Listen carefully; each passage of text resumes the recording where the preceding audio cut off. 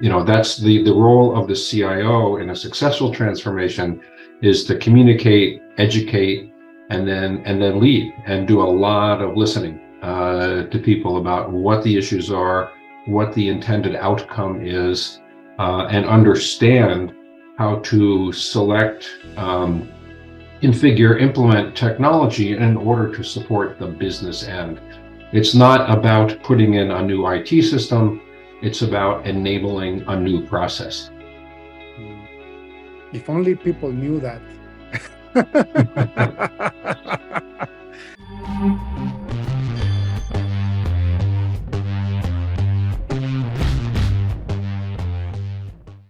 Welcome to the Leaders in Tech podcast. I am your host, David Mancella. This podcast has been created and dedicated to interview incredible minds, amazing people with a remarkable track record of being exceptional leaders in their technology field. I decided to do this podcast because a lot of people talk about technologies, but they never talk about what it takes to build the technologies. And what it takes is great leaders that inspire people to achieve amazing things. Today we have with us a classic, amazing example of these great people. Marty Howard, brother, welcome to the show. Well, thank you very much, David, and thank you for that kind introduction. It's nice to talk with you. Marty, for the audience, can you tell me your full name, where do you live, and what was your last position in Leaders in Technology? Sure. My name is Martin Howard. I live in a lovely river town on the Delaware River in New Jersey, between New Jersey and Pennsylvania, called Frenchtown, New Jersey, a wonderful, wonderful small spot halfway between New York City and Philadelphia.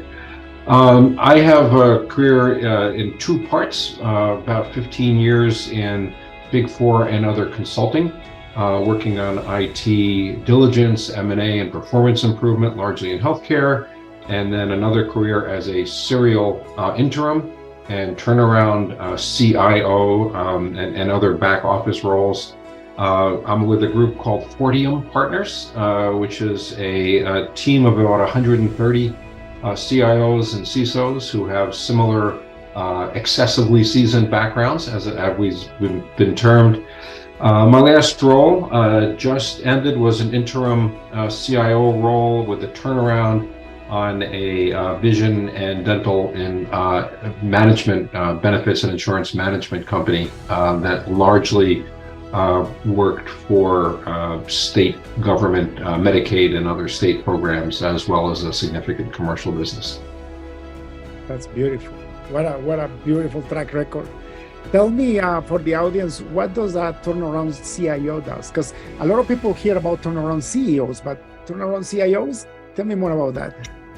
Yeah, so unless the company is a technology company, IT in the company is never or should not be an end in itself. It's a means to an end. And in order often for a business of any sort, whether it's last mile trucking or a healthcare provider or a specialty sheet metal manufacturing, a turnaround or transformation typically means a change in business process, how we do things, what product, how we're organized. All those processes, the business processes, the structures, are supported by IT platforms. And typically the processes are limited by, shaped by, formed by what those IT systems are configured and capable of doing.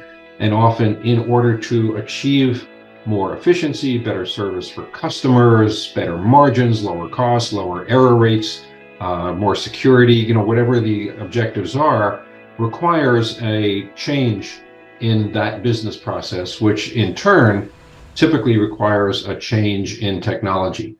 Many organizations fall short because they don't have the right leadership or understanding about the link between and the ties between the IT platform and the business process. And there's a lot of chicken and egg piece of, hey, this is an IT transformation. And again, no, it's not. It's a business process transformation. And so, that's the role of the CIO in a successful transformation, is to communicate, educate, and then lead, and do a lot of listening to people about what the issues are, what the intended outcome is, and understand how to select, configure, implement technology in order to support the business end. It's not about putting in a new IT system, it's about enabling a new process. If only people knew that. And I say that with all my respect. As you know, I run an IT consulting firm and we build applications for businesses. And you know, the funny part is that 80% of the leads that we get into the company, we never accept them because they don't know exactly what you're saying. So the business owner or the board of directors or the CEO comes to us with an IT project. And I end up telling them this is a business process problem. It's not an IT problem. And if I take your project and I build you the application that you want me to build, you're not going to use it. And you're going to waste thousands or millions of dollars. So go fix your process first, or I can help you fix your process first, and then figure out what you really need. Then I'll build it for you. Yeah, there's a sequence, right? The IT, when I was young, my father used to say, you know, when you're painting a room, putting the paint on is what you do after all the work is finished. And I think that analogy works fairly well with an IT platform. Putting in the IT system is what happens after the work is done. And the work that needs to be done is the business process reengineering. Here's the way we should run finance, we should run customer service, we should run product development. Here's what we want to do. Now, go out and find the optimal IT system that can enable that and drive us forward in terms of the efficiency and the effectiveness of that performance. Not, hey, there's a really good IT system, let's put that in and it will fix our problem, because it won't. An IT system is a tool, and if it's not in the hands of the right mechanic, a really good, set of wrenches or sockets or anything else is not going to fix a car. A really good mechanic armed with the right tools can. And that mechanic needs to be the business process owner. A new finance system needs to be led by someone in finance. A new clinical system needs to be led by clinicians, not by an IT person who is not, by definition, expert in how those things should happen. You don't want your IT people determining how emergency room medical software should work. That's not a good idea. But as you said, it happens way too often. Yeah, it reminds me of this analogy. It's like going shopping for a lawnmower without knowing whether your backyard is the size of a baseball stadium or a townhouse. Exactly. The other thing that happens is business processes and IT systems, especially in organizations with custom software or legacy software that's been used for years, there tends to be no difference. Here's a negative example. One organization I was in the healthcare side, decided to use a relatively straightforward and simple business, nothing like an academic medical center doing multiple organ transplants or having physician and radiology, and just a straightforward provider organization, using and put in one of the second leading system in the country for managing the payment, the claims, and Workday Finance, clearly one of the 3 or 4 top finance systems in the country. And the finance department said, no, this system can't support our needs. And it's like, oh, yes, it can. It can, but what our needs get defined as, again, is this is our process. And you're putting in a new system, and it's different. And of course it's different, right? If we were going to maintain the same process, there would be no justification for putting in a new IT system. It's expensive, it's disruptive, it has risks, it's complicated. If you're not going to change the business process, there's very little reason to make that kind of investment in changing. And again, that's why the leadership needs to come from those business lines. Yeah, and we're trying to do the best as a company to minimize that. Now what we have, especially with this new trend on AI, a lot of people come to us with AI projects. So I tell them, So it was so much that what I did is I built 3 packages. And I said, okay, you guys want to do AI? I have three packages depending on the size of your organization. A package A, B, and C from small to large. And I tell them, the package will give you a report to see whether or not your organization can utilize AI to maximize sales or improve culture or maximize business process. But I will not touch a line of code until we actually give us the chance to consult on your business and see if this is worth it for you or not, right? One very, very thoughtful CEO I work with, and that what you just said makes a lot of sense, and it reminded me of this. He used to say every time someone said, "Hey, we need this system," he used to say, "Well, first let's figure out what problem it is we're trying to solve before we run out and look for some magic fairy dust that's going to we'll put this system in and everything will take care of itself." That's not the way it works. In my organizations, I reject to use the term solution for anything IT. Because the verbiage implies that we implement or install some new piece of software or technology, and somehow that's going to all by itself solve a problem. And I don't think that's been invented yet. AI reminds me in machine learning of 25 years ago when e-commerce first came out. And everyone, all the companies are talking about how they needed an e-strategy and an e-commerce. It's like, no, you need a sales strategy. Now you have some new tools available to you. First figure out what your company can and needs to do better, right? See what these tools will enable you to do. But they're just part of your commerce strategy. There's new tools in your toolbox, new arrows in your quiver, whatever, analogy you like to use.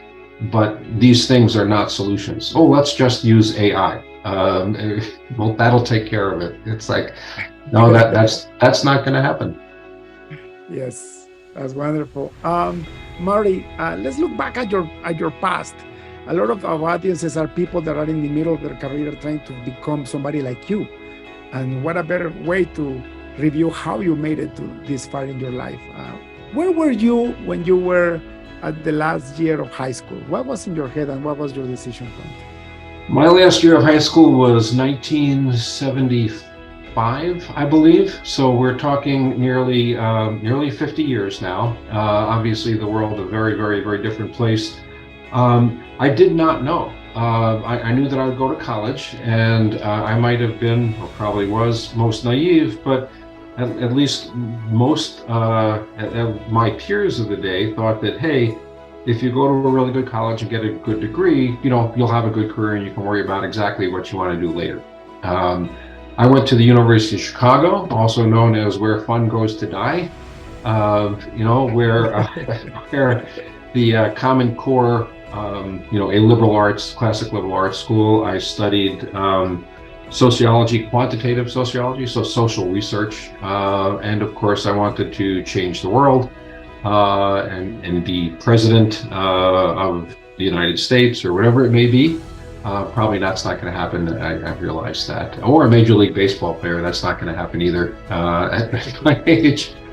But anyway, I didn't know, and I had after college and some grad school, I had a few jobs, but I was working for an organization in Chicago called Jobs for Youth, which was a private nonprofit that for kids who had dropped out of high school for whatever reason and were now trying to get their lives back on track, the organization offered a GED program, job training, how to get a job, and working on job development to convince organizations that these kids were really motivated for these entry-level jobs and weren't doing them just because their parents said they had to, but because this was for them a real stepping stone toward a meaningful career. And this, I guess, stating the age again, someone donated an Apple IIe computer, which was brand new at the time, and the boss said, does anyone want to see if we can figure out how to use this thing to run our business better? And always being interested in tools, as you can tell, I volunteered right away. And this was back in the day it was before Lotus. I think it was SuperCalc and Filebase and things like that. But anyway, we were really interested in asking questions. what kind of jobs were most likely to be successful for most kind of kids. Whether that was why they had dropped out of school, what their strengths and weaknesses were, which of our employers had a better track record, were there certain industries or sectors, and when everything is on paper, it's hard to know that. And so by building these kind of systems, we were able to understand more and measurably improve the effectiveness of our organization. So I've always been interested in that information. Moved into healthcare pretty early, worked for the Maryland Hospital Association for 13 years, which was also the home of the first, it was a global scientifically, statistically sound clinical outcomes indicators project. So, everyone says, well, my doctor is the best, or this is the best hospital. Although, are there ways to actually quantify that? And so the whole question of how do you account for severity of illness of the patients? A higher mortality rate may be meaningless if the patients are sicker, right? And so how do you adjust and control and truly measure what's best? Worked there for years, both on healthcare information, IT, and clinical outcomes. Went from there to the Big Four, worked for several of the Big Four, as well as a few other consulting firms, where I've been in over 800 companies, probably 700 of those healthcare organizations. Wow. Everything from IT, healthcare startups to major academic medical centers, big insurance companies, medical device, pharmaceutical, contract research. So that was a fascinating period of my career and learned a lot, got to see just about everything, tried to take it all in, and then take that act on the road, as it were, and use what I had learned. And I've been an interim CIO in 14 organizations. So I'm old. I'm old, David. But wise. You're super wise. It's funny that you mentioned you went to university and you didn't do computer science then. Well, hate to say this, but in the 1970s, and I think it was quite a while, the University of Chicago did not have a computer science program.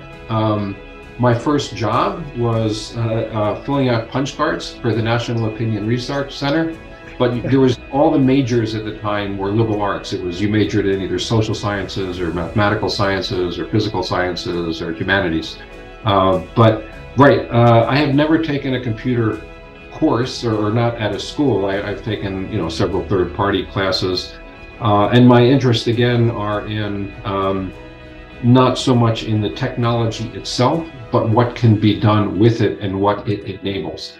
One of the things that's been frustrating throughout my career is, you look at Amazon, you look at the retail space, you look at finance, right? You can go to exotic locales like Russell, Kansas or Madagascar and put your debit card in a machine, and all the interoperability and near real-time transfers and cybersecurity, it all takes place there, and it's seamless, and it's been that way for 20 years.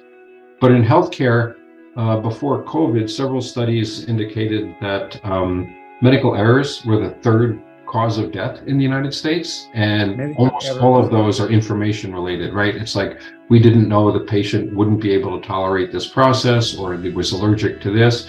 That information is available, but not to the people who are providing the care at that time, because some of it is held by insurance companies, some by different doctors, some in different hospitals. It's all over the place, it's scattered, and it's not. And there's no technology necessary, no developments necessary. It just, it doesn't happen because there's no requirement to, and because nobody gets rich by making people healthy. So, there's the incentive there. Anyway, I didn't want to get too far distracted from your question, but I've tried throughout my career to help organizations improve their performance through the use of the effective and efficient use of technology to solve business problems. And again, that's my message for CIOs. And I will tell you also that it's very difficult, because the path to becoming a CIO usually starts in IT. And if we look at another field, say finance, accounts payable, budgeting, um, compensation, financial planning, those things aren't dramatically different than they were 3 years ago. But there's no field in IT, whether it's database architecture, cybersecurity, integration. You mentioned whole entirely new areas, AI, machine learning, that, cloud, that didn't even exist a few years ago. And in order to get promoted and have a trajectory of career for most people in IT, they need to keep their heads down and learn new things every day. A developer who hasn't learned new coding in 3 years is worthless, and the same thing with cybersecurity or anything else. So just keeping up with your own special area is really hard, much less keeping up with other parts of IT, much less keeping up with other business things. So people get promoted by being really, really good at that, and then one day they're a CIO, and they or a great systems analyst or a great network engineer or great at cybersecurity.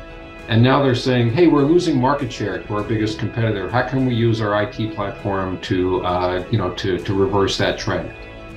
That's a difficult ask. That's really hard. It's, and that is the challenge for a CIO, because you have to depend on experts who know more about their subject matter than you do. If I stick with finance, I think it's likely that a CFO, if they ran the planning and analysis department or budgeting department or accounting department, they could do okay. But if a CIO can't be the lead developer or the lead network engineer or the lead cybersecurity analyst or the lead database architect. And so in order to provide those things, a CIO has to rely on some combination of employees or vendors who know more about their subject than the CIO does.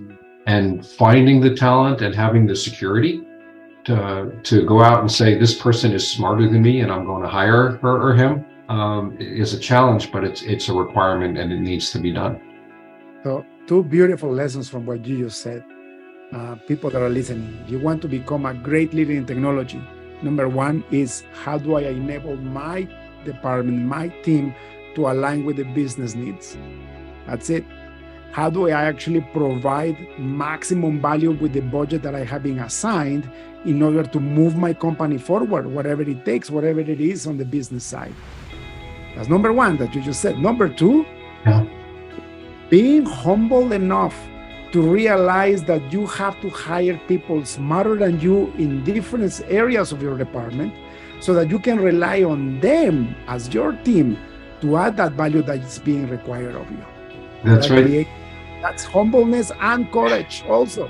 That's right. I think there are, the mission, again, obviously if it's a technology company, then the rules are different. You need to know, be an expert in technology. But for every other sector, the mission statement of the IT department, I think, should be exactly the same. One is to enable and drive performance improvements in day-to-day operations across the organization. And two, to enable and drive strategic and directional growth through using, new and emerging technologies in a way that helps companies meet their strategic objectives. And that's it. That's the only, otherwise why is there IT at all, right? I mean, that's what IT is for.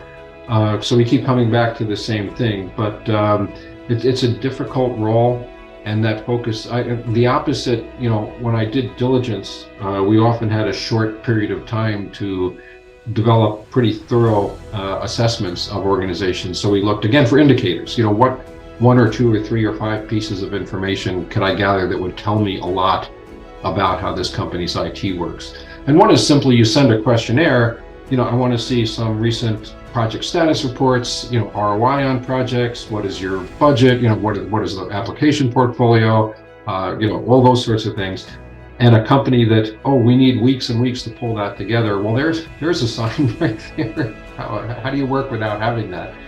But another one is, I asked a prior CIO, who was the CIO currently, they wanted to run through the application portfolio in a very early phone call. And I said, well, that's not useful for me because that's just a list of software. why don't you walk me through some of the key business processes and tell me which IT platform supports and how them, if I was stapled, to something and walk me through the organization and what IT platforms. And his response was, "Oh, we're IT. We don't know anything about the business process."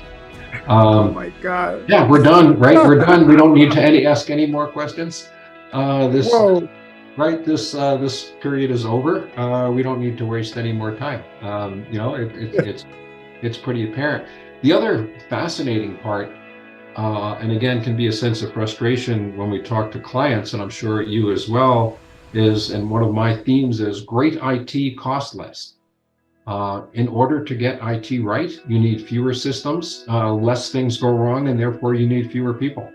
And I can't tell you how many boards and executive teams I have when they've asked me for an assessment of, what does it look like? What are we going to have to do to fix IT? And I say, all right, this may sound like I'm being flippant, but I'm not. We're going to have to spend, if we want to get this right, we're going to have to spend a lot less money and probably have a lot fewer people, because it's doing it right the first time. Why do you need, I've been in organizations where, people throughout the company have joked that they're an IT company that does whatever their core business is on the side, whether that's providing care or, paying claims. Yeah, we're an IT company that also does some of that. And that shouldn't be, especially in an era of hosted systems and everything as a service, and the ability to buy computing much as you buy electricity from your home, without having to own your own power plant. Getting IT right typically ends up in spending less, and having fewer people, and again, while supporting performance improvement across the organization. And a CIO like that is loved by the CFO and the CEO, isn't it? And not only by the board of directors. Yeah, well, by the board typically, yes. I think sometimes not, and this gets more about human behavior than about the bottom line in spreadsheets. I remember, and I unfortunately do not remember her name, but someone with a similar background to mine, a few years ahead of me, who was a CIO, coined this phrase, which I think says it perfectly. She said, "Organizations may appreciate what you've done for them, but they will never forgive you for it." Because on a personal basis, right, you're wreaking havoc. You're changing. The CFO was responsible for spend before. So when you say, "Hey, we can spend 28 or 40 or 10 or 30% less than we've been spending historically on IT and do it better," the CIO feels, that's nice, right? But the CFO then says, does that make me look bad? Because why haven't I done that?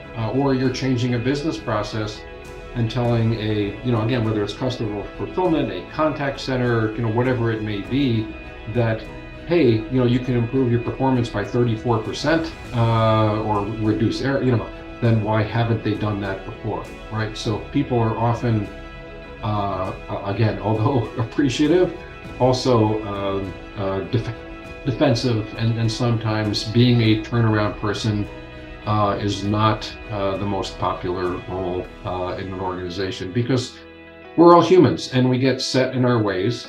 And everyone talks about being a change agent, but what most of us think when we talk about change is when we say we like change, meaning we like other people to change to what me.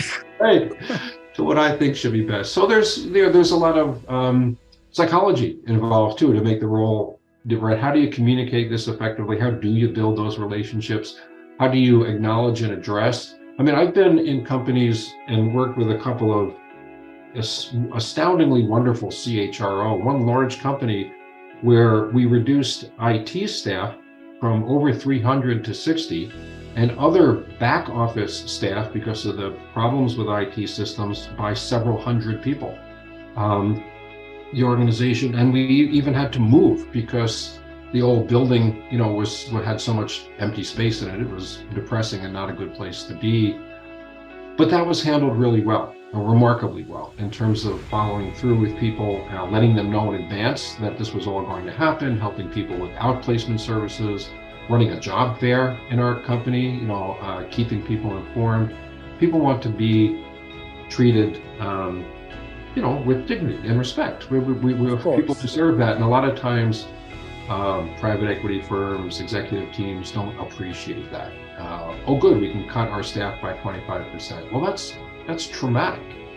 And although on the one hand it reduces cost and maybe improves performance, you're disrupting the lives of many, many, many, many people. And that circles back to why it's not always the most popular role to play. It's a hard truth that, again, especially in back office operations, if you improve logistics, finance, form filling out, administrative tasks, if those are automated, you are taking away hours and hours and hours of what is now people's jobs, what they get paid to do. And so, there's that sad side to it, and companies need to handle that well. This CHRO I was talking about used to say, how the people who stay with your company feel about it and are committed to it and perform in it has a lot to do with how their colleagues who leave have been treated. So there's nothing that people, the hypocrisy of saying, we love everyone and our people are most important. Oh, by the way, next week you 22 people are gone. But we just, hard. It is hard. It's a difficult situation. But part of leadership is actually having to do that type of restructuring in a very good way, like you said. But the way I look at it is this way: either you restructure and you resize or right size, if you will, or the entire organization goes under and everybody loses their job. And I've seen it many times in my lifetime, where because they're gonna lose their job, they don't restructure and then they are bankrupt the next year. So, and also we tend to think, and now I'm talking about the C-suites now, or the CEO specifically, we tend to think that we are God and that these people rely on us, that we are feeding them, just because that's the illusion. But you're just given a position of power to fulfill a job. A lot of the times I've seen colleagues that they get let go because of restructuring in a beautiful way, like you said, with job fairs, a good compensation package, or even referrals. Right. And these people thrive after. They find a better job. Some of them weren't even happy with what we're doing, but because they don't like change, they never quit. Have you had people like that in your life? Early in my career, it's funny you say that many times, and one strikes me that I remember to this day. I remember his first name was Bill. I forget exactly what his skill set was, but it was not necessary anymore. And he was a good guy who had been with the company before I joined. And so when it came time to have the conversation with him, this was early in my career, and I was very, very nervous, and I think didn't sleep for days. It was a traumatic event for me. Obviously, I appreciate not as much as I thought it would be for him, but so I called him to the office and I started the conversation. He says, "Hey, you're terminating me or eliminating my position?" And I said, "Yes, Bill." And he said, "Well, thanks." He said, I should have gone someplace else months ago. And, I've just been lazy, and this is good because now I was like, this has kept me up for night. What are you talking about? You just wait, you do it. I had to go through all this for you. But yeah, that happens. But it's also true, and a lot of the research says that, especially, as you said, when people are treated well and with dignity, that they, and you follow them for 6 months, they end up in a very, very good place. And so, and there's a lot of, I've worked, I guess, all told, in about 20 different organizations.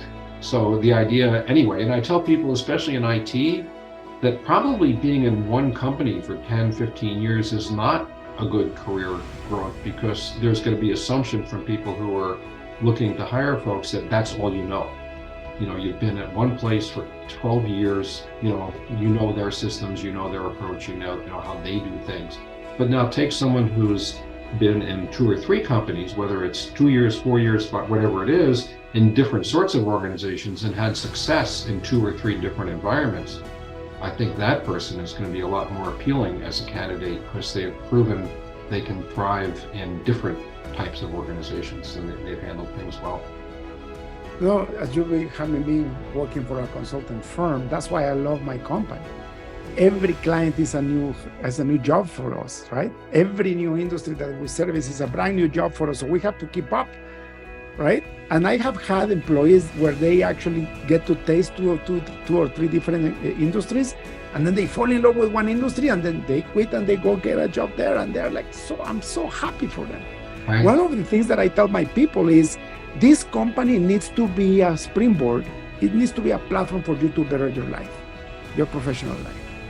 Right? Yeah, I think that's quite wise, and that's right. And that, whether we believe in karma or whatever, it's the right thing to do, right? In terms of what's best for people. One of the things I'm most proud of is there are 14 C-level folks, mostly CIOs, who reported to me at one point during their careers, and that's probably more because I look to hire those exceptional people rather than I'm some great teacher. Hopefully, it's a little bit of both, but. Yeah, being able to help people in their careers and understanding that, I've done a lot of work and have a lot of colleagues in the nonprofit space, and that's sort of their model. It's like, yeah, we can't afford to pay people what they're worth, but we provide a great training plan. And we tell people, you'll stay here for, 2-3 years, you'll pick up all kinds of skills, you'll make all kinds of achievements. Yeah, you'll be underpaid, but then you'll be able to go someplace and with a demonstrated background. And that is their actual model, because that's what they offer. They offer that springboard. They can't offer a paycheck that's really high, but they can offer a career advancing opportunity and to, both do some good while they're at the nonprofit and then accelerate to wherever they want to go next. So, there's a lot of things that make for a good position in addition to simple paycheck. At a recent organization that didn't have anything to speak of in terms of analytics at all, even struggled with basic reporting. I was able to find a person. She had been director of analytics at a major cancer center, which was phenomenal background. And she had first accepted the job and then declined it when she got a job offer for the same position at a Fortune 100 company. And I had a conversation with her. I said, hey, if it's a Fortune 100 company, they certainly have good analytics and good reporting and KPIs and dashboards, and you'll make it better because you're a very, very talented, wonderful, and hardworking person, and you'll do that. But you'll just be making incremental improvements to something that's solid. Here, you can build something from scratch. It doesn't exist. It will be yours. You'll be able to create, build, design, hire. How many times in your career do you get an opportunity to do something like that? I don't know about her judgment, but she said okay and took the job. But there's to your point, Marty. To your point, one of my best friends, he's a great leader in technology. He's actually been in this podcast. He started working for me back in 2002 as a leader of he was the leader of the database team, and then he started growing up in his career. He ended up working for, you remember Symantec? Oh, sure. And Norton, like he got into cybersecurity, grew fast, and then he calls me once and he says, let's go for a beer. And we went for a beer. And he says, guess what? Now I'm a senior leader in United Way. I'm like, what? Not for profit? And he said, yeah. And explain. And I said, like, well, I thought you wanted to keep going with Fortune 100. And he said, well, David, most of my life I have worked for for-profit companies, and I have learned a lot.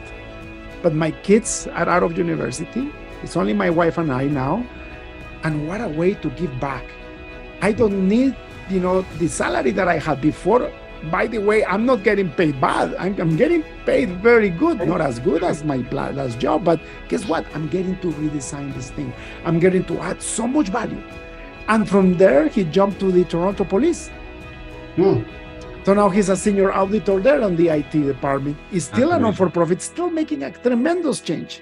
And I'm like, good for you, brother, because once you come to a place in your life where you have certain stabilities, certain security, what a blessing to give back and fulfill your heart with that, right?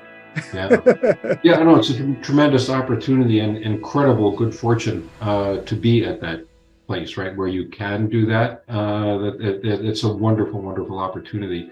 Where I am, I am no longer looking for full-time permanent roles. I'm talking with a few things now, doing some fractional and part-time work. So I would consider myself, I don't know how you categorize that. So I'm still working, but I do not, I am not seeking or available for, full-time CIO role for a large organization. But in terms of, and I think Fortium partners, there's a variety of folks. Some are in the same position as me, where we're looking to work on projects, we're looking to provide counsel, advice, leadership, fractional work. Now that's another, I think, opportunity for a lot of CIOs who are somewhere earlier in their careers, is to have a mentor, because being a CIO is very, very hard. It is really hard for some of the reasons we talked about before. And having I know I had the good fortune to have a bunch of folks as a team, sort of mentors early in my career. That's another recommendation, whether you can find folks to do that for free or pay for it. It is worth, someone who's 10, 15 years ahead of you has been there and done that and can provide some counsel and insights and some just suggestions, so much easier than trying to figure out everything on your own. It's like, you don't need to do this. As a matter of fact, on a personal note, tomorrow night, I'm having dinner with one of those mentors of mine. Wow. A woman driving down to Baltimore. It's her 80th birthday. So, Wow. she just fully retired a few years ago, but she was a terrific mentor for me throughout my career. And there's other people who have been as well. And I've relied, there are people who can help. I think that's the other piece of advice, in addition to hiring really, really smart people and capable people, is never turn down an offer for help. If you can find someone to, and you need, some of it will be wrong, some advice and some counsel and not of value, but some will. And it's always a good idea to seek some wisdom and some experience. What a beautiful piece of wisdom you gave us, and it's true. We are sitting or standing on the shoulders of giants, right? Indeed. Like if you look at your life and if you look at your past, you're completely right. Maybe one piece of advice for one of your mentors dramatically changed your career, or enable you to jump to the next level. Because how would you know? How would you know how to drive if nobody's teaching you how to change the gears? Yeah, and I had a team. I had a woman who was a terrific HR leader, helping with, hiring people. It's interesting. One quick example for her, when she was helping me and doing transitional things. So I'm looking to hire people, and making the right hire is really important, and learning how to do that. And she asked how it was going, and I said, well, I'm trying to take emotion and my gut out of it and base it on a person's experience. And she said, no, that's completely wrong. And I said, what do you mean? She said, well, think about it. When you interview somebody, you have a gut feel about them. And if you look back on the people you've hired who have worked out and those who haven't, I'll bet your gut was way more accurate than any, listing of accomplishments on a sheet of paper. Because what you're calling an emotional response isn't. You're getting signals that maybe you can't articulate or define about how a person approaches things and how they respond, and you're seeing how they react and communicate. Those are what you're calling your gut, and that's what makes someone successful or not, or a good fit for the kind of service you're looking for. So that was great. Another person very early on, in terms of a piece of advice that stuck with me, when I was trying to, we were starting this new data analytics department in the hospital association, and he said very simply, he said, no matter how smart you are, even if you're the smartest person in the whole world, you still can't do everything all by yourself. It's like, that's really good advice. So little bits and pieces from all sorts of things I learned about marketing, and particularly in healthcare. This is I guess it kind of fits. Stephanie Reel, who is the CIO of Johns Hopkins, and always listed as one of the most influential. I remember one time when I was with the hospital association and selling a product to her from that analytics company I was talking about, and I showed it to her, and she said, okay, I like this, I'll take it.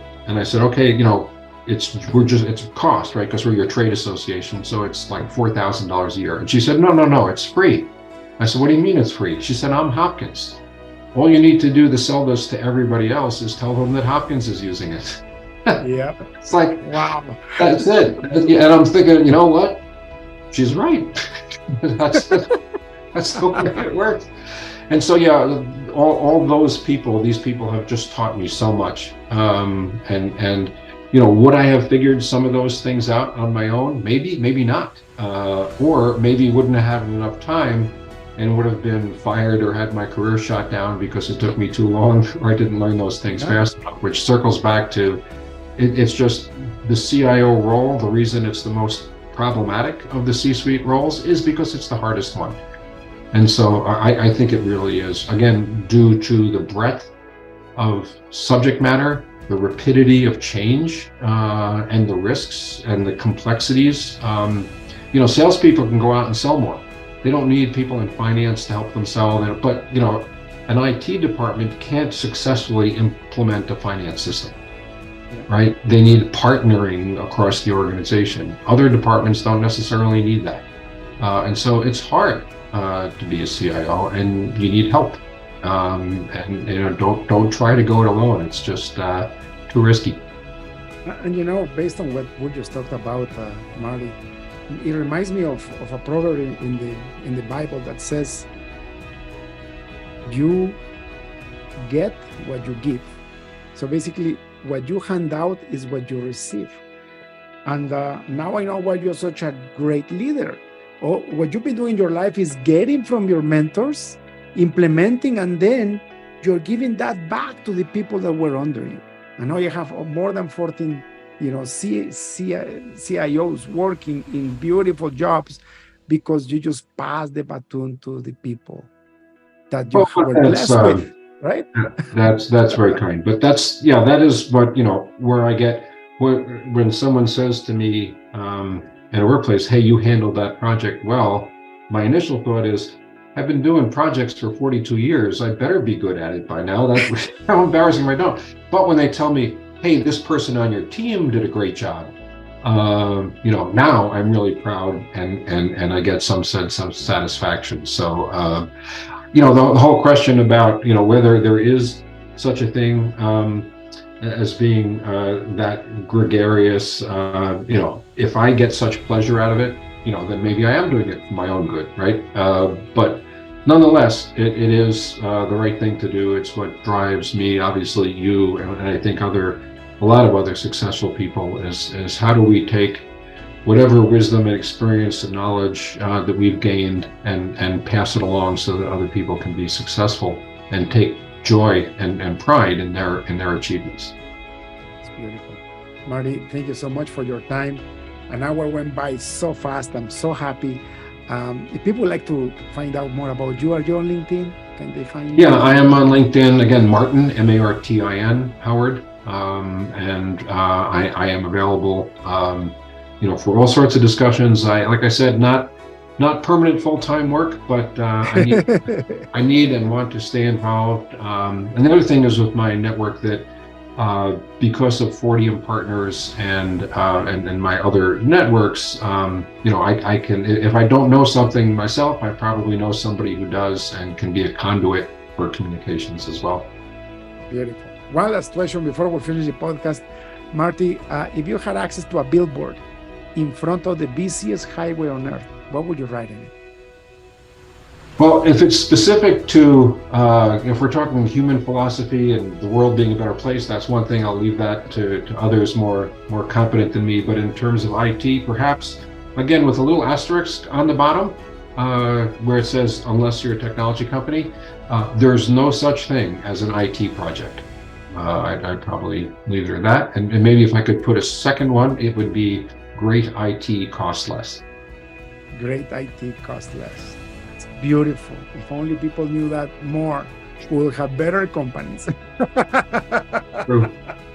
Marty, thank you so much. Have a blessed rest of the week, and thank you for being in the show. Thank you very much. Enjoyed it, and best to you as well, David. Thank you.